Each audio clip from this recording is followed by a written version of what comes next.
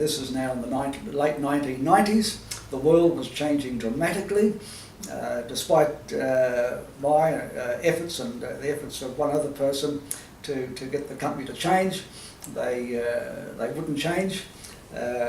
We were an absolute thorn in their sides, as they say.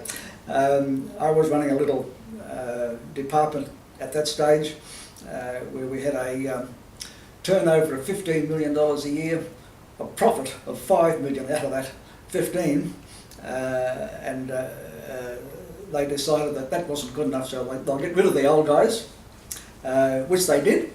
And I was 54 at the time.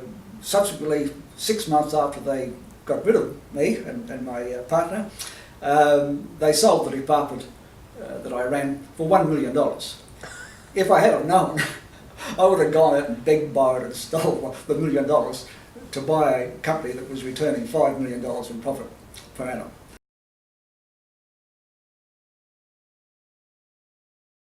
In 1940, my father was in the first contingent of the Australian Army that went across to Egypt and the Middle East to tackle the Vichy French in those days.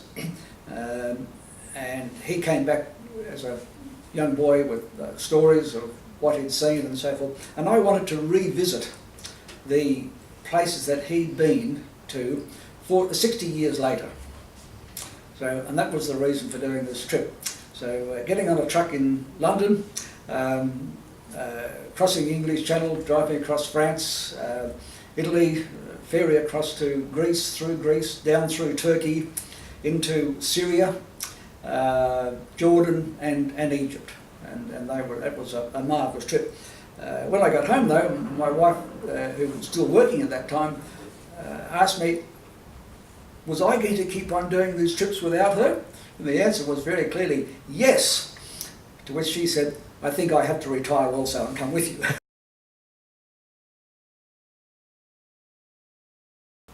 She had a shared job at the Brisbane Boys College in the music department, which she absolutely loved, working in the music department, working with talented people, working with music all day. And it was a big thing for her to give up.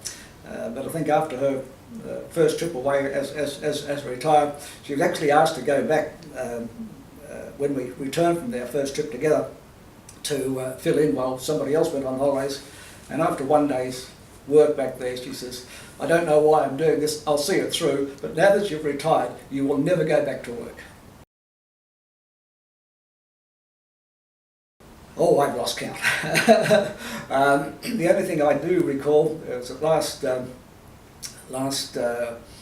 count, I was up to about 52 countries that we visited, some before our retirement, but most after the retirement, and I think my wife was running about 48, 49 countries. So each year we endeavoured to take on one or two new destinations, new countries, as well as go back and visit some of our old friends in places, the old friends being France, Italy and Spain, which those three we absolutely love. I think France has been 14 times, Italy's been 11 or 12 times, and I think we've been back to Spain about 6 times.